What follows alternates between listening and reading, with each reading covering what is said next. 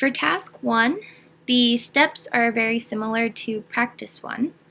So given this description, a stretch and relaxation instructor was interested in seeing if there were differences between 3 types of stretching methods by measuring flexibility progress over the course of a semester. In a course of 57 students were divided into 3 groups of 19 and assigned to one of the stretching methods for the semester. The methods included dynamic stretching, proprioceptive neuromuscular facilitation, which will be abbreviated as PNF in the spreadsheet, and static stretching. The stretch position, target muscle, which was the hamstrings, and frequency and duration of each stretching method were held constant for each group. Hamstring flexibility was assessed using a sit and reach test in which the distance from the feet to the fingertips was measured in centimeters both at the beginning and end of the semester.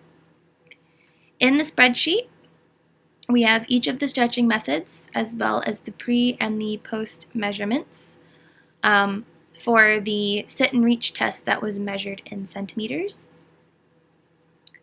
You guys are going to identify the variable characteristics in the research scenario. So we know there's a within and a between subject independent variable. So you're going to identify which is which, as well as how many levels of each that there is. You'll define the dependent variable, and then you'll name the ANOVA using a level-by-level naming convention. So if you have questions on how you would name the ANOVA, you can always refer to the Module 9 Part 2 PowerPoint. There's a slide that gives you some options on that. You'll run a two-way mixed ANOVA using the data in Excel, and then you'll interpret the results given the output that you get in SPSS. You'll identify and interpret the effect sizes for the significant main effects as well as the significant interaction effects only, so very similar to the last couple of weeks. And then you'll create a bar graph that represents the differences between the means of the stretching methods within the pre and post measurements of the semester.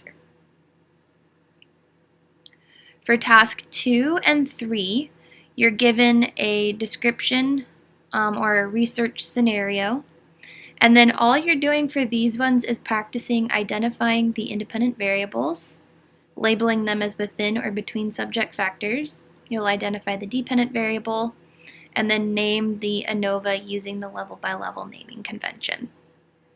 From there, you'll write the null hypotheses for the main effects of the ANOVA, and that'll be it. So that's the same steps for tasks 2 and 3. As a final overview of what you are submitting, make sure, again, just to double check that you've got all of the appropriate graphing components. But for this activity, you'll be turning in the answer sheet, completed answer sheet for activity 9, and the completed spreadsheet and SPSS output.